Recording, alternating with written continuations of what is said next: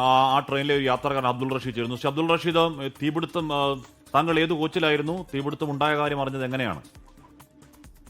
ഞാൻ യാത്ര ചെയ്ത അതേ കോച്ചിൽ തന്നെയാണ്, B1 തന്നെയാണ്. അയ്യോ, ആ അതേ കോച്ചിൽ തന്നെയാണ് തീപിടുത്തം ഉണ്ടായത്. നമ്മളെ തൊട്ട് ഏറ്റവും ബാക്കിലായിട്ട് ഉണ്ടായത്, ഇൻവെസ്റ്റ് ആയിട്ട് ഉണ്ടായ കോച്ചാണ് B1. എങ്ങനെയാണ് തീപിടുത്തം ഉണ്ടെന്ന് ഐഡിയ ഉണ്ടോ? ഐഡിയ എന്ന് വെച്ചാല് ഞങ്ങള് പെട്ടെന്ന് കണ്ടതൊരു പുകയായിട്ടാണ്. കാരണം വെച്ചാൽ AC സർക്യൂട്ടിലാണ് തീപിടുത്തം ഉണ്ടായത് എന്നുള്ളതാണ് എല്ലാവർക്കും. പെട്ടെന്ന് പുകയായിരുന്നു. അല്ല റഷീദ്, ഇത് വലിയ തീയാണല്ലോ. ഇത് വലിയ തീയാണല്ലോ. നമ്മുടെ ദൃശ്യങ്ങൾ കാണുന്ന വലിയ തീയാണ്. അപ്പോൾ അത് പെട്ടെന്ന് തീ ആളിപ്പിടിച്ചു അല്ലേ? ആർക്കാർക്കും ബുദ്ധിമുട്ടൊന്നും ഉണ്ടായിരുന്നില്ല.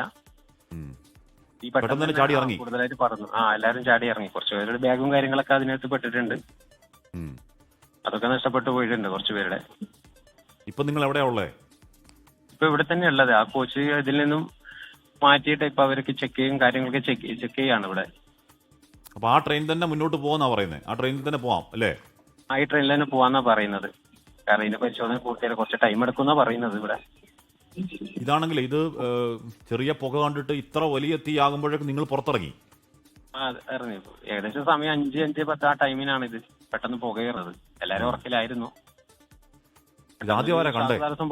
ശ്വാസം തടസ്സം പോലെ കണ്ടിട്ടാണ് 1-2 പേർ പെട്ടെന്ന് എഴുന്നേറ്റത്.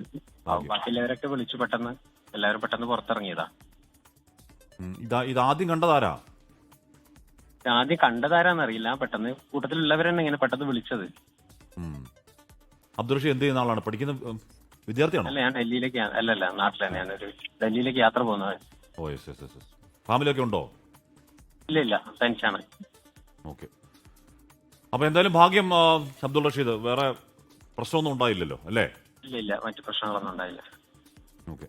ആ രാജധാനി എക്സ്പ്രസിലെ യാത്രക്കാരനാണ് അബ്ദുൾ റഷീദ്, സംസാരിക്കുകയായിരുന്നു.